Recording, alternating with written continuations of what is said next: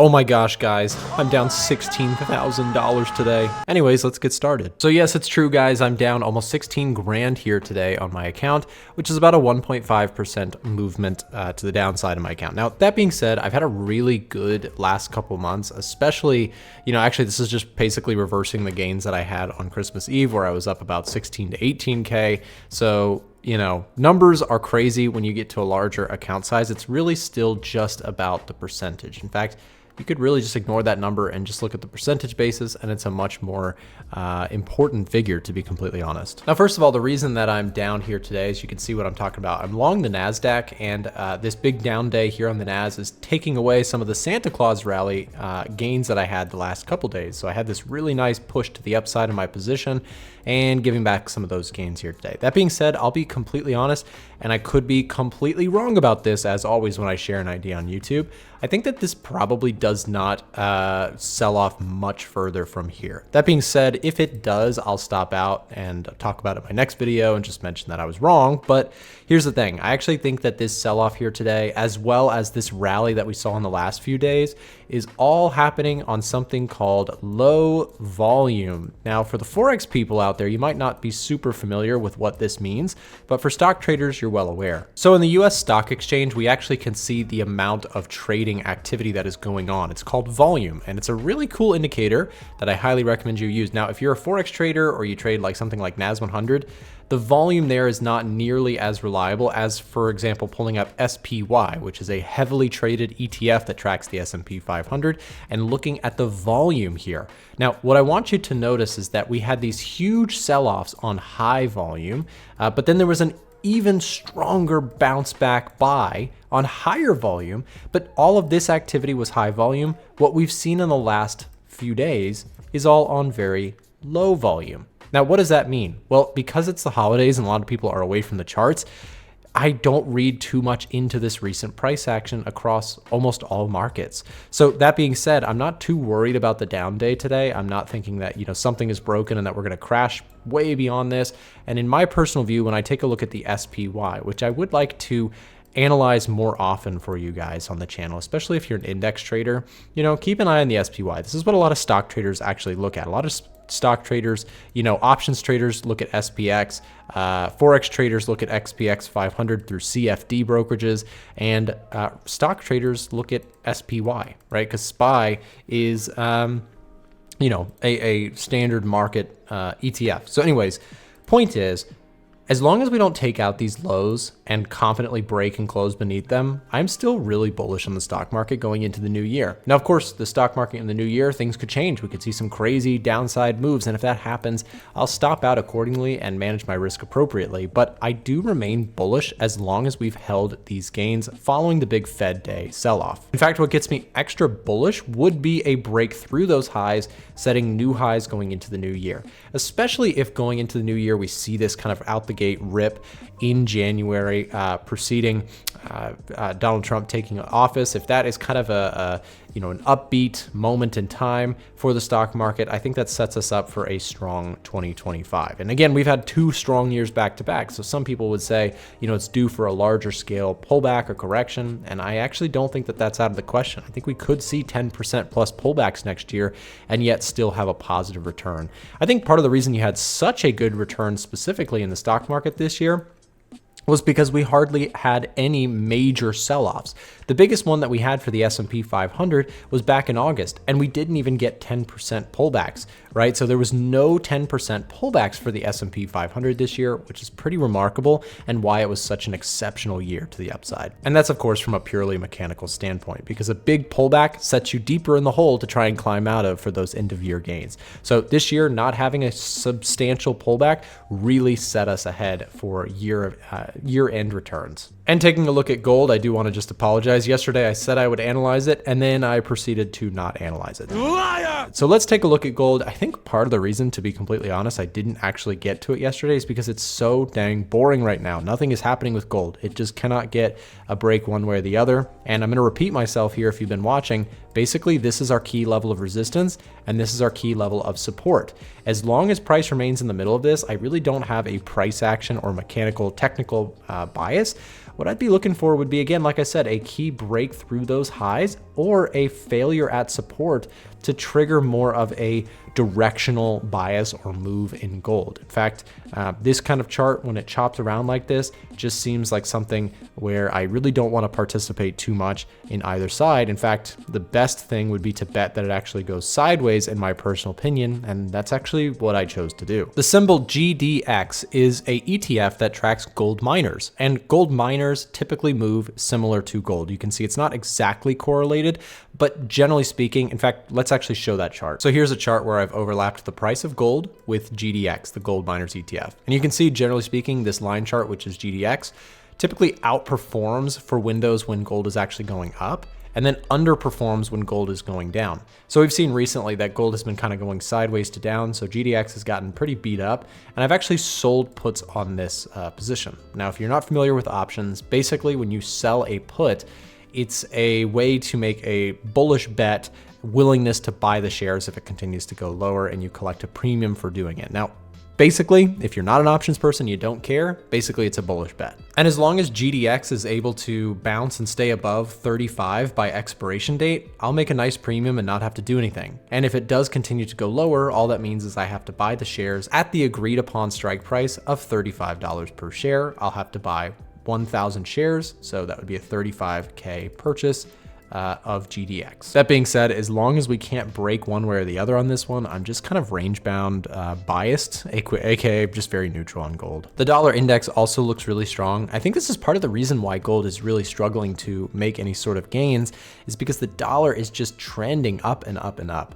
In fact, any pullbacks in the dollar index, in my personal view, look like opportunities to continue to stay with the trade here. We know retail traders are heavily betting against the US dollar. You can see here in the retail sentiment tab on the EdgeFinder that most positioning here, things like the Australian dollar and the Kiwi dollar, retail traders are shorting the dollar in favor of currencies that have been beaten down really heavily, like dollar CAD, where retail traders are actually shorting the dollar and buying the Canadian dollar, and in the Australian dollar and the Kiwi dollar, where they're shorting the dollar and buying the Australian dollar / Kiwi dollar. And again, when we look at these charts like euro, pound, again, the Kiwi, the Australian, the dollar CAD, all these charts to me look really bearish until you get some sort of significant higher low, higher high forming. My opinion would be path of least resistance would be further downside. By the way, if you want to try out the EdgeFinder, which I've been talking about in this video and using in all of my videos, definitely apply for a trial down below in the description. There is a link for you, and also try and pin it as a pinned comment as well. Currently, our trials are half off. Our trials are not free. They're actually usually $199 for 30 days access, but we've cut that in half for the holiday season. You can actually get 30 days access to the EdgeFinder for just $99. This allows you to try the tool to see if it's right for you, and this $99 gets credited towards your final purchase. So if you're serious about the tool and you'd like to try it, please use the links in the description down below to apply for a trial. In today's live stream, I talked about two stocks that I'm watching going into the new year. I'm talking about Apple and Nike. So I'm gonna play this clip for you. Check this out, again, especially if you're interested in stocks. There's a little bit of a stock box preview in there as well. So check this out. So here's my thought on Apple. I don't really like it. Apple is a great company, don't get me wrong. It's got so much money. It's an exceptional company, but even exceptional companies, in my opinion, can be overvalued. And when I look at Apple, I do tend to think this is an overvalued chart. Not just the chart, but also the valuation. I'll get back to that in just a second. Here's Apple, right? Huge push, massive push. Speculation for multiple reasons as to why this push has been so strong. Some people are thinking it's the iPhone, 17, which is set to, I believe, come public next year. And so that enthusiasm for the iPhone 17 is potentially one of the reasons why the stock is up. The thought process there is that this is going to be the first iPhone that has a lot of AI in it, specifically AI standing for Apple Intelligence. So the company is up a ton here recently. There's also another one, which is the double T's, Tim and Trump, Tim Cook and Donald Trump, the market seems to be kind of factoring in that those two seem to be kind of buddy-buddy to a degree. I have no idea. I don't have any boots on the ground on that idea, but I just have been reading that headline a lot. So I don't know. There's a little bit of a Trump collab potentially, as well as the iPhone 17 enthusiasm. But Apple is flying high. And I'll tell you, I actually kind of lean thinking that Apple is overbought here. I'm not going to short the stock. I don't like shorting, amazing companies, but it does still take a look at this. Here is the price to earnings ratio chart. And by the way, if you're a stock enthusiast, get the stock box. It's awesome. We got some really cool stuff added to it recently, but check this out. I've selected for Apple. And what this is showing you is the price to earnings ratio for Apple over time. And what you can see is Apple's been trading at a PE ratio somewhere in the, mid 20s, maybe upper 20s. And then just recently, it's spiked up to 37, like 30s, right? So what is this telling you?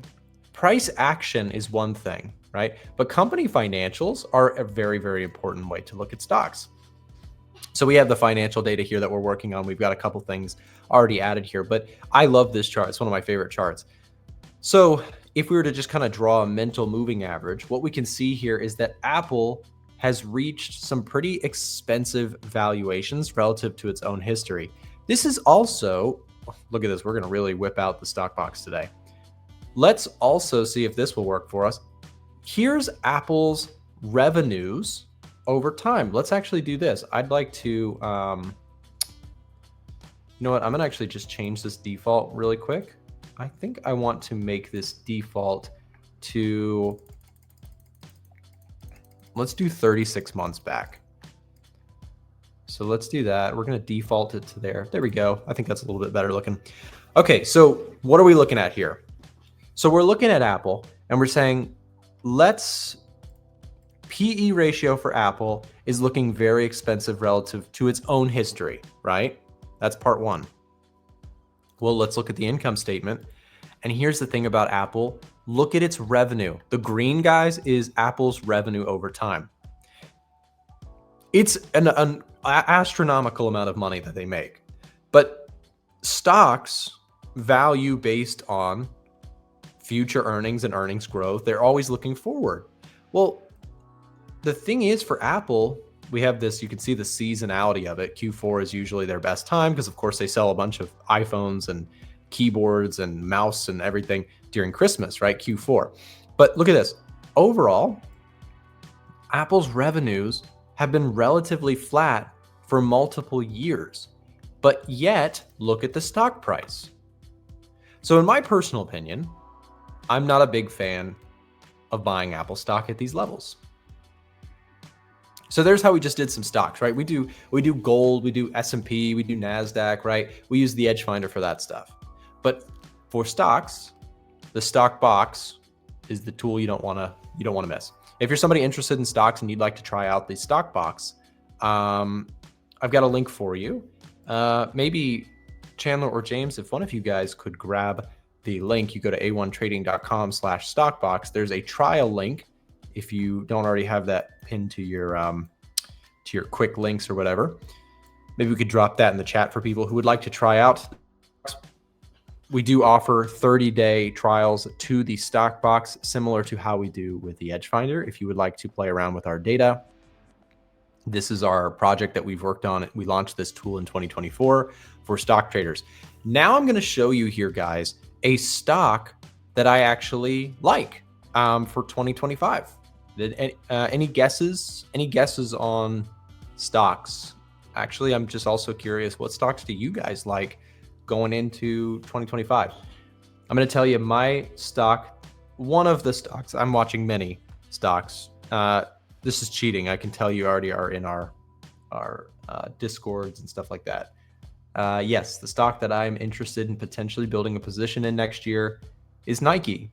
In fact, this year I've made actually a good bit of money on Nike without ever being in the shares because I've sold a whole bunch of cash secured puts and just have not gotten filled. it's made a lot of money because the stock's been kind of going sideways in recent months.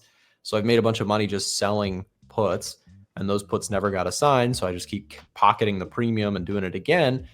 But I'm hoping that I can actually get assigned on Nike, because here's the thing about Nike. Nike, have the revenues gone up tremendously? Not magically so. And I wouldn't say that's a very impressive revenue growth chart.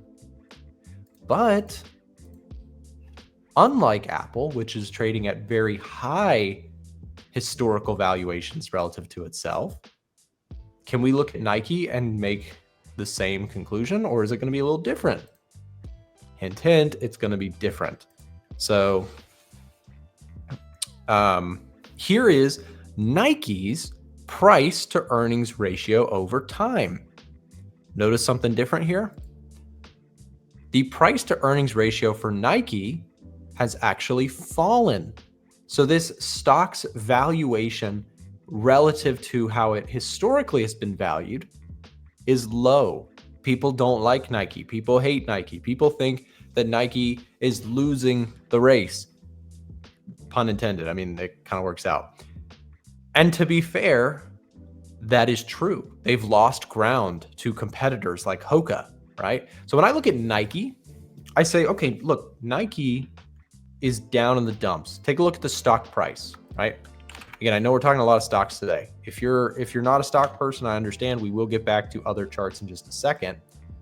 But Nike's a stock that's been beaten down real bad the last 2 years. Take a look at the weekly chart. It has lost its throne of $171 per share. It's down at 76. This share price is super beaten down, right? So longer term, this is a powerful brand that I think has a stronger probability, not a certainty, of going up than down. I like the company. They also just switched out the CEO for an insider who they believe could turn the company around and change some of the things that were missteps by most people's standards by Nike. So I like the stock. It's not a loved stock. And here's the thing is I don't really like to buy stocks that everybody already loves, like Apple, right? I like to buy things when people are scared of them. And that doesn't mean that Nike can't go much lower. Nike could be trading next year at $20 per share. It could get crushed.